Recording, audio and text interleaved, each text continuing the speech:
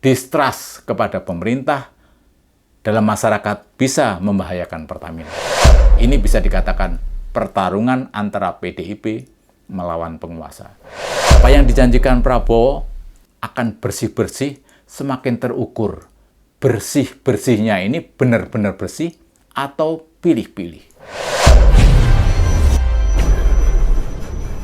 Ramainya Pertamina dalam kasus korupsi triliunan ini memuncak setelah Ahok, Basuki Cahayapurnama ngoceh habis-habisan di Liputan 6 dan di Narasi TV. Kasus korupsi di Patraniaga memang nggak main-main. Diduga mencapai 1.000 triliun lebih.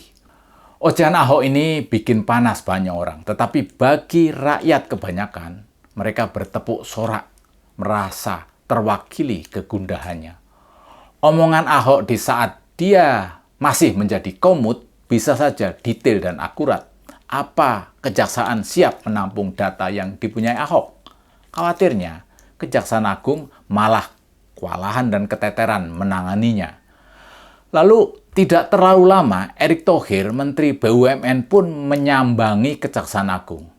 Yang sesungguhnya, sambangan ET ke Kejaksaan Agung ini dapat diartikan sebagai Menteri BUMN yang bertanggung jawab sepenuh-penuhnya terhadap nasib Pertamina beserta anak perusahaan. Hal yang wajar dan masuk akal. Tetapi bila kita cermati apa yang disampaikan ET ke publik pasca bertemu dengan Kejaksaan Agung, rasanya ada yang salah dan bikin was-was. Simak pernyataannya. Tapi kalau kita lihat kondisi Pertamina keuangannya dulu dan sekarang, itu jauh lebih baik. Pelayanannya lebih baik. Nah, apakah ada kasus-kasus? Saya rasa sama. ASDP juga ada kasus. Ya, tapi jangan sampai persepsinya bahwa ketika ada oknum, ada individu, akhirnya seluruh korporasinya itu dibilang tidak baik. Kita harus jaga loh. Karena banyak sekali penugasan yang dilakukan tentu pemerintah kepada BUMN yang selama ini improvisasinya luar biasa. Nah, ini yang kita jaga. Nah, sama di Pertamina sendiri tentu kita akan review total. Seperti apa nanti bisa perbaikan-perbaikan yang kita lakukan ke depannya. Ya, banyak yang bicara bagaimana peran SKK Migas, bagaimana peran Menteri SDM, bagaimana Menteri BUMN, bagaimana juga lain-lain. Nah, ini yang kita konsolidasikan. Kita harus berikan solusi. Seperti yang Pak Presiden selalu bilang, antara menteri ini berkomunikasi. Dan insya Allah saya sama Pak Belil bisa kasih solusi ini. Kesan pertama statement Erick Thohir adalah setelah bertemu dengan Kejaksaan Agung, kasus korupsi Pertamina ini dianggap bukan kasus besar, bukan kasus mega korupsi. Nggak enaknya, ET ini membandingkan kasus Pertamina dengan ASDP.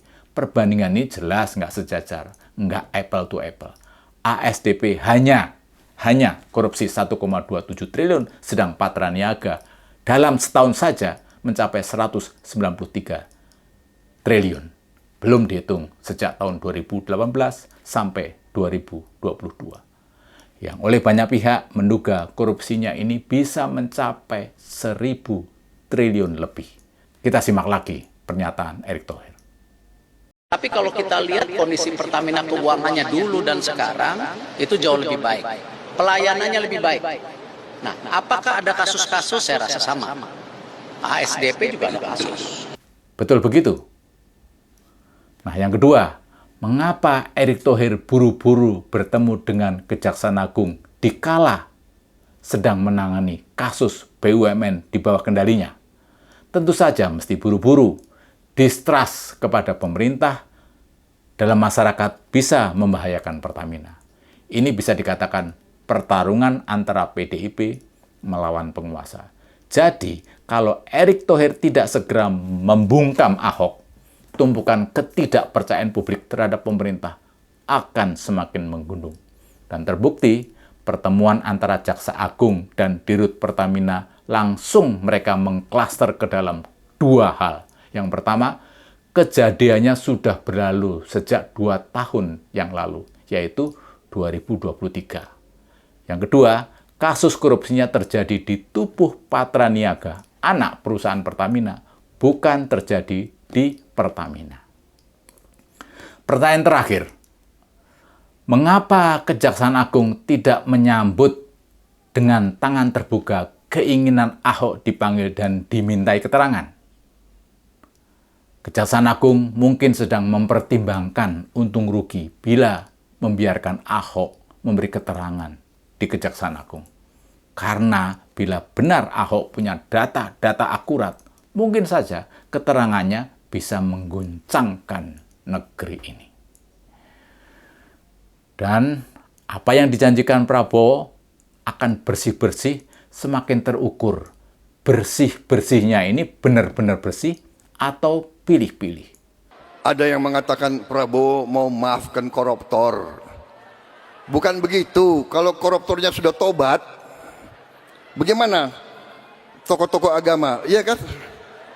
Orang bertobat. Bertobat tapi kembalikan dong yang kau curi.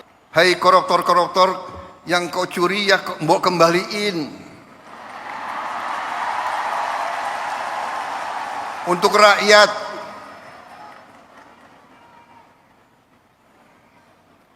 Kalau malu-malu nanti kita cari cara yang gak malu. Tapi mbok ya kembaliin. Saya tunggu 100 hari, 102 hari, 103 hari sudah. Ini 100 berapa hari ya? Apa boleh buat? Ya terpaksa lah. Jaksa Agung, Kapolri, BPKP, KPK,